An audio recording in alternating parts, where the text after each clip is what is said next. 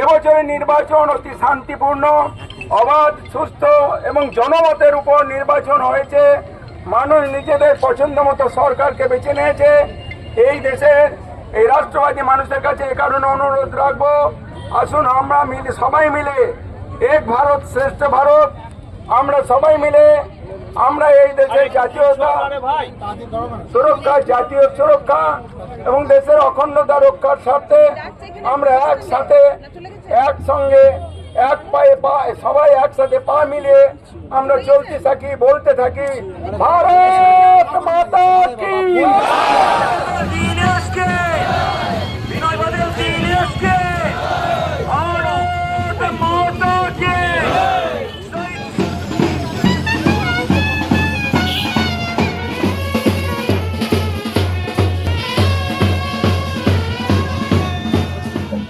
ব্যাপক সারা আমরা বাংলা কালকে সিউবিতে আমাদের হয়েছে, এখানেও হয়েছে।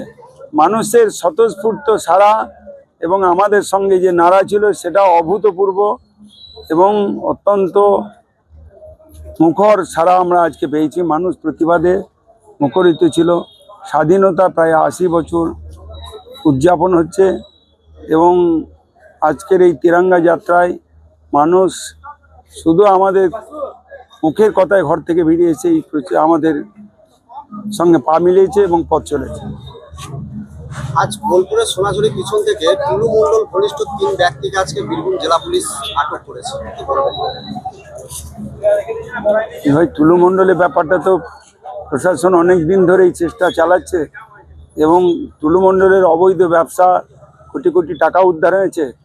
এমন আরও অনেকেই টুলু মণ্ডলের ঘনিষ্ঠ যারা পাথর চুরির সঙ্গে যুক্ত, টুলু মণ্ডলের সঙ্গে যুক্ত, তারা আরও অনেকেই ধরা পড়বে। গত পরশুদিন আপনাকে এক প্রতিনিধি নাঙল দিয়েছে, যেটা চাষের প্রতীক, কেমন ভাবে দেখছেন? কৃষ্ণ বলরাম 2 ভাই।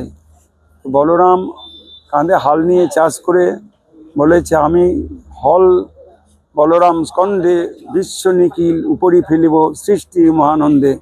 তা এটা তার, আমি কৃষিমন্ত্রী, সেই জন্য চাষের সৃষ্টি উষালগ্ন থেকে যেভাবে চাষের প্রতি মানুষের আগ্রহ কবিগুরু শান্তিনিকেতনে শুরু হয়েছিল এবং ভগবান বলরাম চাষ কাজের দ্বারাই আজকে সমাজের মধ্যে যে একটা লড়াই তৈরি করেছিলেন, এতটা আনন্দ হওয়ারই কারণ।